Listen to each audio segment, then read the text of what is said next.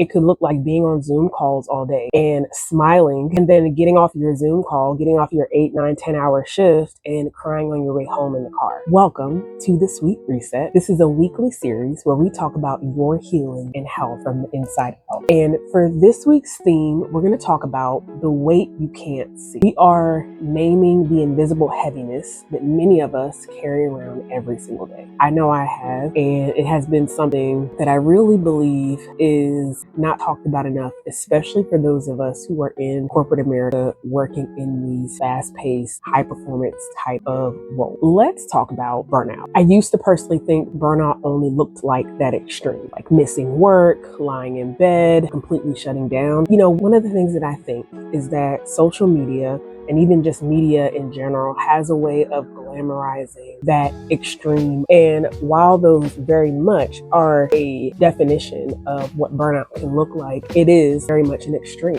Burnout can be very subtle. It can really sneak up on you, veiled in productivity, veiled in busyness, the expectations that you have for yourself, maybe expectations that other people have for you. And it creates this pressure that you tend to guide your life's decisions by. It creates a weight. That looked like for me is I was still showing up. I was still getting things done. Emotionally, I was detached, disconnected, distant from myself. Both versions of burnout are real. Both versions of burnout deserve our attention. It doesn't matter what it looks like. What matters is that it is happening for you. I know I'm not the only one. Many of us are going through the motions, kind of holding it all together while low-key drowning on the inside. That's why today I really wanted to share 3 signs that most people miss, especially those of us who are high-achieving, high-function women who are used to pushing through. So let's start with number 1. The first sign that you may be burning out is 1, you're emotionally flat but still productive. So you're still showing up to work, you're replying to text messages, maybe even posting on social media, but inside you do feel disconnected from it all. You're kind of just doing what you're supposed to do. It could look like being on Zoom calls all day and smiling, and then getting off your Zoom call, getting off your 8, 9, 10-hour shift and crying on your way home in the car. You may think that because I'm breaking down, that means that I'm weak. It is an indication that something is wrong,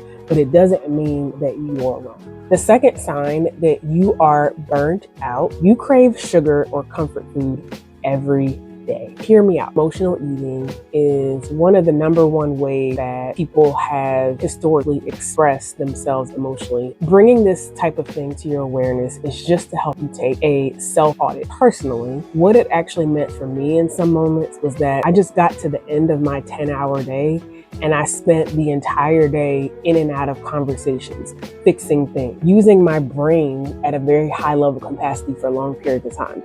And I get to the end of my day, a lot of times thinking about all the things I still have yet to accomplish. At the end of the day, what I found myself doing is getting in a habit of trying to find something that would bring me a sense of joy and happiness that I was lacking. To be quite honest, I realized looking back at that, it was an escape for me. And I wanted to find a way to get the joy back, even in some food. The number 3 sign that you are potentially burning out is you feel guilty for resting and even more guilty when you don't. So let me break that down for you. With that, you finally carve out time to sit down, right? You've had a busy week and your brain literally just won't stop going. You're tired. You've had a long week. You know you want to rest, but you're thinking about all the things you need to do. What does it look like if I take a time to rest when I have so many things to do? When you allow yourself to fall victim to guilt for not getting rest, you deprive yourself of what you need to fully execute and be productive in your full version of yourself. So this is a whole cycle. For those of you who are overthinkers, who are in your head a lot, like myself, you will understand what I mean. Because I really want you to lean into understanding what that looks like for you and really just accepting that this is a thing. You're worth more than that, and we have to start treating ourselves like that is a truth. Like joy, and I'm making this kind of a mantra in my life today. Joy is not something I have to earn.